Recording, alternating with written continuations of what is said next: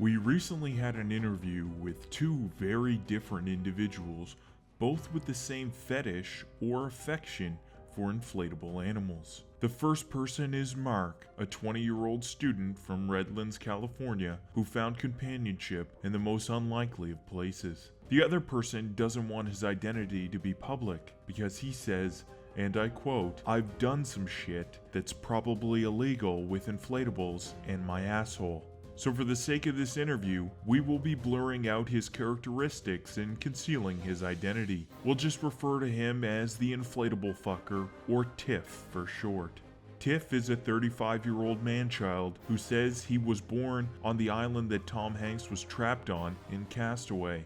However, he does reside in a rural part of Canada now.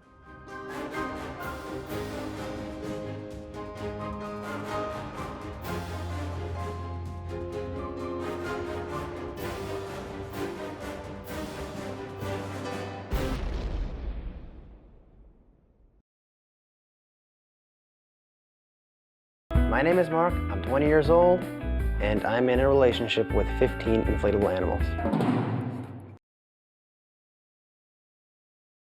My name is I'm 35 years old, and I'm in a relationship with 17 inflatable animals and one slightly deflated penguin. My inflatables are the funnest creatures I have to hang out with in my life. I feel like inflatables just prepare me for the real thing, you know? You see that inflatable orca whale over there? Yeah, I can rub my dick on that orca. But when I try to do it with a real orca, then I get kicked out of SeaWorld again. My inflatables are everything to me, man. They're the best thing I have in my life. My inflatables remind me of a simpler time when the world only consisted of inflatable creatures. It's in your history books, look it up, okay? My inflatables also make me feel powerful. Like if they backtalk me or give me a little bit of lip, I just pop their fucking head, you know? You really only have to do it once to keep the rest of them in line. I guess you could say I used to be in love with 18 inflatable animals and one slightly deflated penguin. One of them got a little lippy. Had to put him down. I'll eat with them. What, you want my food? You get your own. Watch TV together. Okay, fine, I'll show you like. If I bathe my inflatables, let's get sure. Snap. If I do take my inflatables out swimming,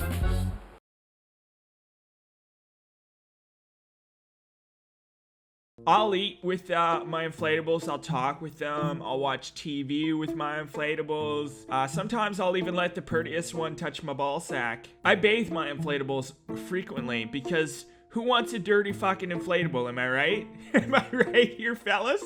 Yeah, that would be unhygienic. I mean, I suck and fuck these things, okay? I don't want to get some kind of new weird inflatable STD, so it's best just to be clean, you know?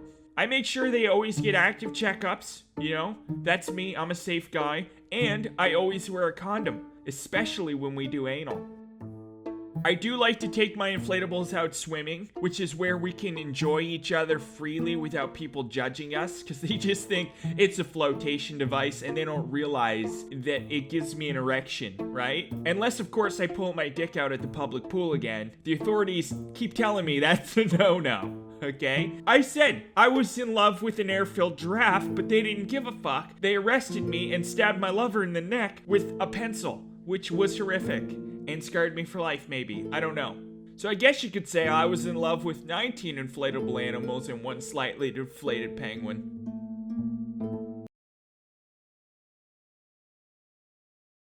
The thing about inflatable pool toys I love is that they're soft, they're cuddly. The bigger they are, the better they are.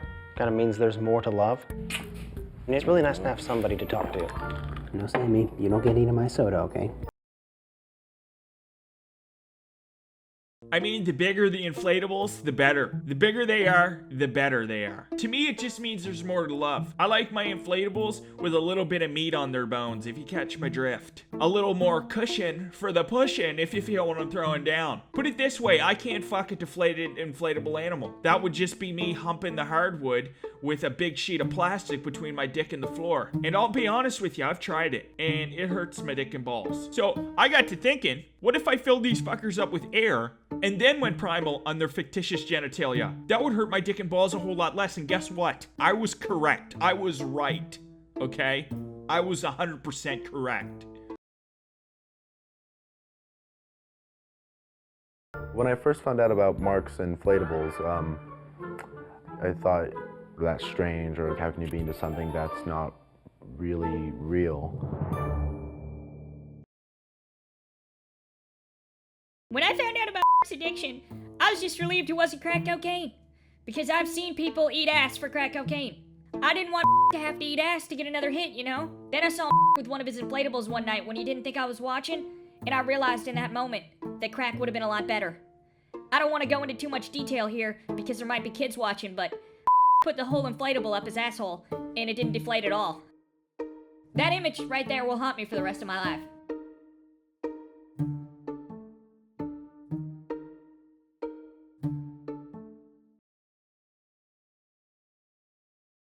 My mother really wasn't there for me when I was a child. First time I hugged my inflatable whale, I actually started feeling all that love and compassion that I never got from my mother. I don't really get along with normal, non-inflated people. I just feel like they don't get me, you know? They don't understand me. I used to try to talk to people in the real world, I guess, but that didn't work out on account that they made terrible flotation devices. They lacked the necessary buoyancy to keep me afloat in the pool. I mean, Sarah tried, but let's face it, she was unconscious in less than 7-8 minutes. I don't know how long I held her under, but not allowed to play with real people anymore, okay? We both almost drowned that day. It was horrific. It was a terrible day for me, and especially for Sarah, I think. So I figured the best way for me to get companionship and prevent myself from a pool-flavored tragedy is to get my hands on some sexy inflatable animals. And I was correct, okay? I haven't had an incident since. I came from a family with 8 kids, and my parents loved the other 7 a whole lot more than they loved me. So I did the logical thing I could do, and I just started fucking inanimate objects, you know? Just trying to seek attention where I could get it. Once you pull your pubic hair out of a lampshade, you begin to realize that softer objects are probably the way to go. That's when I found inflatables, and they really changed my life in a lot of ways. First of all, they were more of a mother and father figure to me than my mother ever was, okay? For instance, that whale you saw earlier, it taught me my ABCs. Yeah, that shark right there taught me how to dance. And that red dragon over there? Well, I can't in good conscience tell you what that little devil taught me about love, but put it this way, you don't really know love until an inflatable dragon licks your ball sack.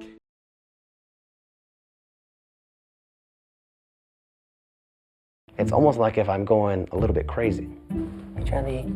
Once I go home, basically give him a hug, give him a kiss, spend like family time together. I start missing them. I start freaking out. You know, I go a little bit crazy. One time I was away from my inflatables for, 3 days? And I ended up killing 16 people. I really can't be away from my inflatables, okay? It's court ordered. Yeah. Let's say every one of my inflatables has a different personality. A little down today, don't you? Some like different types of music, some don't. Some like to just be lazy and sleep all day. I would say they get along together pretty well. I would say that all of my inflatables have a different personality. I mean, Kyle's an attention seeker. Let's face that fact. Jonathan's a people person, you know? He's got the gift of gab, that guy. Martha, great cook. Great cook. She'd make anything, whip anything up, really. Oh, and Isabella? Isabella's a fucking slut. Yeah, Isabella will blow bubbles up your ass for a quarter. She's a real scoundrel. I would say that all of my inflatables get along with each other pretty well, except for when I make them fight to the death for my entertainment. Then they'll usually cry and shit themselves before the big event. But once the spotlight hits them, then it's just pure rage, you know, pure rage in their eyes. It's a sight to see. It is a sight to see. So I guess in a lot of ways you could say I used to be in love with 24 inflatable animals and 1 slightly deflated penguin. But a couple of them had to fight to the death. So it is what it is, you know. It's entertainment, really.